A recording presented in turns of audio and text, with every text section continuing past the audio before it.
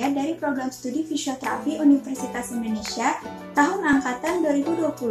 Di sini saya akan memberikan informasi dan juga menjelaskan sedikit tentang dermatom dan miotom kepada kalian semua. Disimak dengan baik ya semuanya. Pertama, saya akan menjelaskan tentang dermatom, yaitu tentang anatomi dari dermatom. Apa itu dermatom? Dermatom adalah area kulit yang terutama disuplai oleh serabut saraf aferen dari akar dorsal saraf tulang belakang tertentu. Ada 8 saraf serviks, 12 saraf toraks, 5 saraf lumbal, dan 5 saraf sakral. Masing-masing saraf ini menyampaikan sensasi termasuk rasa sakit dari wilayah kulit tertentu ke otak. Dermatom juga mengacu pada bagian dari somit embrionik. Di sepanjang dada dan perut, dermatom seperti tumpukan cakram yang membentuk manusia, masing-masing disuplai oleh saraf tulang belakang yang berbeda. Di sepanjang lengan dan tungkai, polanya berbeda. Dermatom berjalan secara longitudinal di sepanjang tungkai. Meskipun pola umum serupa pada semua orang, area persarafan yang tepat sama uniknya bagi individu seperti sidik jari. Area kulit yang dipersarafi oleh satu saraf disebut bidang saraf tepi. Ada juga signifikansi klinis dari dermatom. Dermatom adalah area kulit yang disuplai oleh neuron sensorik yang muncul dari ganglion saraf tulang belakang. Gejala yang mengikuti dermatom dapat mengindikasikan patologi yang melibatkan akar saraf terkait. Contohnya termasuk disfungsi somatik tulang belakang atau infeksi virus. Masalah kulit tertentu cenderung mengarahkan lesi ke arah dermatomal. Pada nyeri yang dirujuk, serabut saraf sensorik seperti yang berasal dari dermatom dapat berkumpul pada tingkat sumsum tulang belakang yang sama dengan serabut aferen visceral umum, seperti yang berasal dari jantung. Ketika saraf sensorik visceral umum disimulasikan, sistem saraf pusat tidak secara jelas membedakan apakah nyeri berasal dari dinding tubuh atau dari organ dalam, sehingga sistem merasakan nyeri berasal dari suatu tempat di dinding tubuh.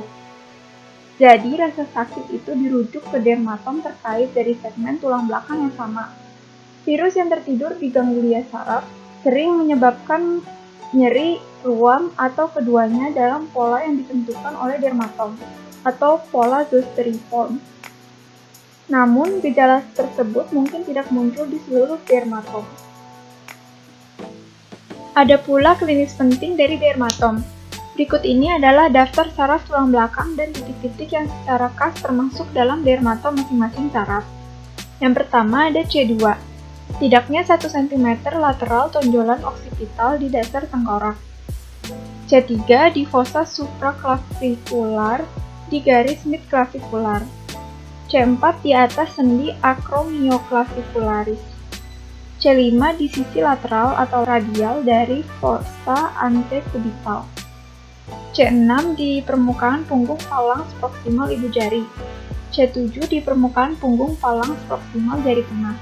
C8 di permukaan punggung falanks proksimal dari kelingking. Selanjutnya ada T1 di sisi medial atau ulnar dari fossa antekubital. T2 di puncak ketiak. T3 perpotongan garis midclavicular dan ruang interkostal ketiga.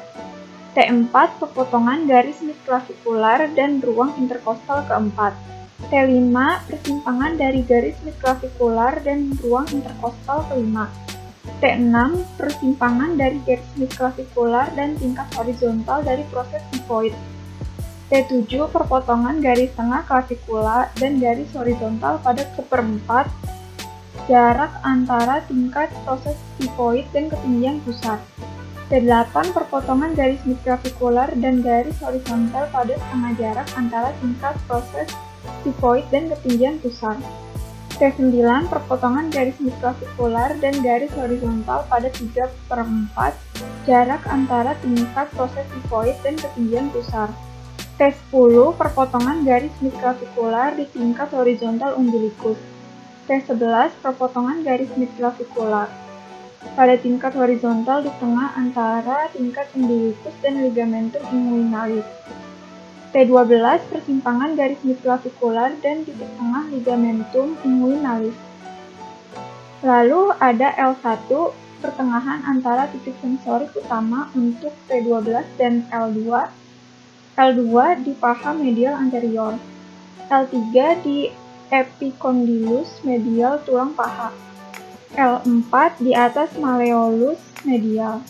L5 di punggung kaki di sendi metatarsofalangeal ketiga. Selanjutnya ada S1 pada aspek lateral calcaneus. S2 di titik tengah fossa poplitea. S3 di atas tuberositas lipatan ischium atau infragluteal. Terakhir ada S4 dan S5 di area perianal kurang dari 1 cm di lateral zona mukokutan.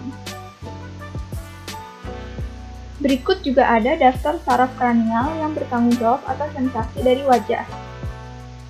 Pertama ada V1 divisi 1 dari saraf trigeminal, V2 divisi kedua dari saraf trigeminal, dan V3 divisi ketiga dari saraf trigeminal. Selanjutnya saya akan membahas tentang miotom, yaitu tentang anatomi dari miotom. Apa itu miotom? Miotom adalah kelompok otot yang dipersarasi oleh satu saraf tulang belakang. Demikian pula dermatom adalah area kulit yang dipersarasi oleh satu saraf. Dalam perkembangan embrio vertebrata, miotom adalah bagian dari somit yang berkembang menjadi otot. Terdapat juga struktur dari miotom. Istilah anatomis miotom yang menggambarkan otot yang dilayani oleh akar saraf tulang belakang juga digunakan dalam embriologi untuk menggambarkan bagian somit yang berkembang menjadi otot. Dalam anatomi, miotom adalah motor yang setara dengan dermatom. Miotom dipisahkan oleh miosepta. Terdapat juga fungsi dari miotom. Setiap otot dalam tubuh disuplai oleh satu atau lebih level atau segmen sumsum tulang belakang dan oleh saraf tulang belakang yang sesuai. Sekelompok otot yang dipersarasi oleh serabut motorik dari satu akar saraf dikenal sebagai miotom. Terdapat pula signifikansi klinis dari miotom. Pada manusia, pengujian miotom dapat menjadi bagian integral dari pemeriksaan neurologis karena setiap akar saraf yang berasal dari sumsum tulang belakang memasuk kelompok otot tertentu. Pengujian miotom dalam bentuk pengujian otot resisten isometrik memberikan informasi kepada dokter tentang tingkat di tulang belakang tempat lesi mungkin ada. Selama pengujian miotom, dokter mencari kelemahan otot dari kelompok otot tertentu. Hasil mungkin menunjukkan lesi pada akar saraf sumsum tulang belakang atau herniasi intervertebralis yang menekan akar saraf tulang belakang. Ada pula klinis penting dari miotom. Distribusi miotom dari ekstremitas atas dan bawah menurut Griff pada tahun 1991 adalah sebagai berikut. Pertama, C1 sampai C2 leher fleksi, leher ekstensi. C3 leher fleksi lateral. C4 elevasi bahu. C5 retraksi bahu dan abduksi bahu. C6 fleksi elbow, ekstensi wrist. C7 ekstensi elbow, fleksi wrist. C8 fleksi jari tangan, ekstensi jempol tangan. C1 jari abduksi dan adduksi. T2-12 tidak ada otot yang diinervasi. L2 hip fleksi. L3 ekstensi lutut. L4 ankle dorsifleksi. L5 ekstensi ibu jari kaki. S1 ankle plantar fleksi eversi, ekstensi hip dan pantat. S2 fleksi lutut. S3 sampai S4 terus anus atau dubur. Terima kasih karena telah mendengarkan penjelasan sedikit dari saya tentang dermatom dan miotom. Mohon maaf jika masih ada salah kata ataupun kesalahan informasi yang saya sampaikan. Semoga video ini bisa bermanfaat bagi kalian semua. Sampai jumpa!